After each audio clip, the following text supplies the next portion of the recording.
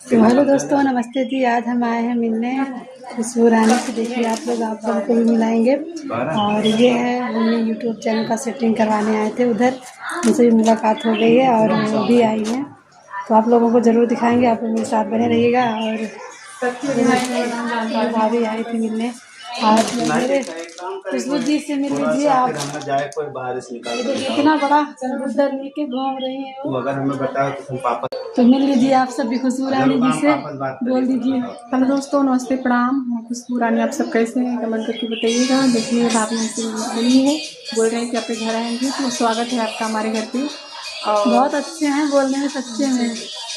तो आप सब कैसे हैं कमेंट करके बताइए। चैनल के ढेर सारा सपोर्ट करिए, अपना अपना प्यारा आशीर्वाद इसे बनाए रखिएगा। थैंक यू खुशबू रानी जी आपको। और इनसे मिलके बहुत अच्छा लगा दोस्तों। आप लोग भी इनसे मिलने जरूर आइएगा। हम तो इनके घर जरूर जाएंगे। 12 तारीख को हमारा बर्थडे, आपको आना है। ठीक है, थैंक यू।